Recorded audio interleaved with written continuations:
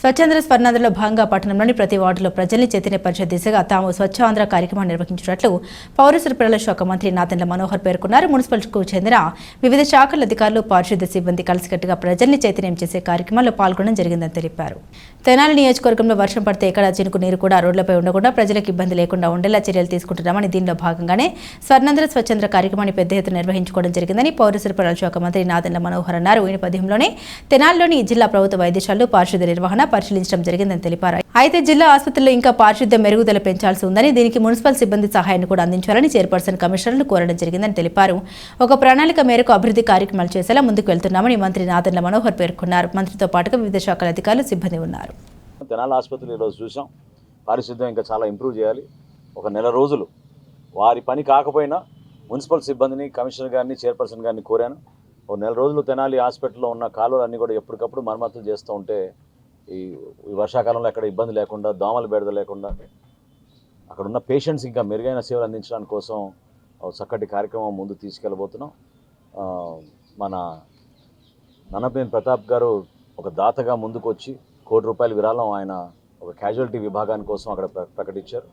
So త్వరలోనే ఆ పనులు కూడా మొదలుపెట్టి ఇప్పుడున్న 2 బెడ్లని కాస్త 15 బెడ్లుగా మార్చి అక్కడ అన్ని సౌకర్యాలు ఏర్పాటు చేసి పరికరాలన్నీ కూడా తీసుకొచ్చి, యంత్రాంగం అంతా తీసుకొచ్చి అద్భుతంగా చేయాలనే ఒక తపనతోటి ఆ కార్యక్రమం కూడా త్వరలోనే మొదలు పెడతాం.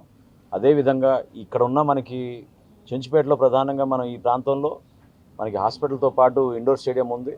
అదేవిధంగా ఈ కాలనీలో, ఊడా కాలనీలో ఇప్పటి నుంచి కూడా కొన్ని రోడ్లు మరమ్మతులు చేయాలని పెద్దలందరూ కూడా అడుగుతూ ఉన్నారు.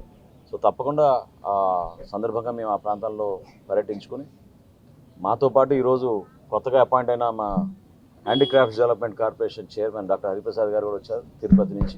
సో ఆయన కూడా తెనాలికి స్వాగతం పలుకుతూ, ముఖ్యంగా ఈ రైస్ కార్డ్ సర్వీసుల గురించి రకరకాల అనుమానాలు ఈరోజు కూడా పర్యటిస్తున్నప్పుడు చాలామంది పాపం ఇబ్బంది పడుతున్నాం కొన్ని సంవత్సరాలపైన తీసుకొచ్చారు.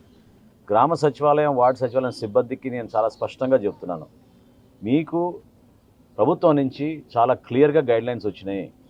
ఏ ఒక్కరిని కూడా మీరు ఇబ్బంది పెట్టద్దు.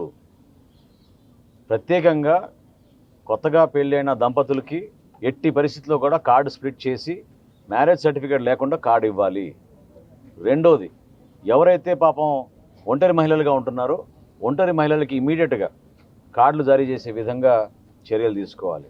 స్ప్లిట్టింగ్ ఆఫ్ కార్డ్స్ ఏదైతే ఉందో వాలంటరీగా స్ప్లిట్ చేసేవాళ్ళు, కార్డ్ సరెండర్ చేసేవాళ్ళు, వాళ్ళందరికీ కూడా అవకాశం కల్పించాం. ఎందుకంటే కుటుంబం ఒక్కోసారి బాగా సంఖ్య పెరిగిన సందర్భంగా, కొత్తగా బిడ్డలు పుట్టిన సందర్భంగా వాళ్ళు సొంతంగా కార్డు మెయింటైన్ చేసుకోవాలనుకునే వాళ్ళందరికీ కూడా స్ప్లిట్టింగ్ ఆఫ్ కార్డ్స్ అనేది అవకాశం కల్పించాం.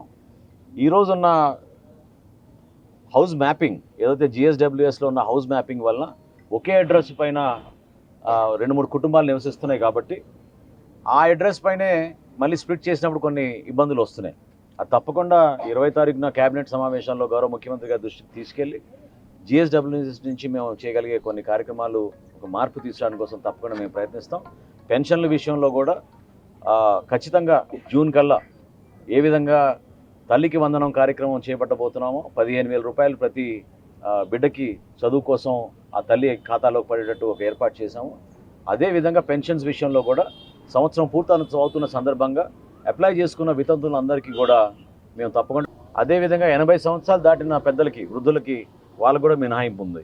ఎందుకంటే వాళ్ళ ఫింగర్ ప్రింట్స్ అవి రావడం లేదు, ఐరిస్ కూడా చాలా సందర్భాల్లో ఇబ్బంది అవుతుంది కాబట్టి వాళ్ళకి ఆ మినహాయింపు ఉంది. దాదాపు రాష్ట్రంలో ఇప్పటివరకు మేము గుర్తించింది 6,74,000 మంది. వాళ్ళందరికీ కూడా ఈ KYC వర్తించదు.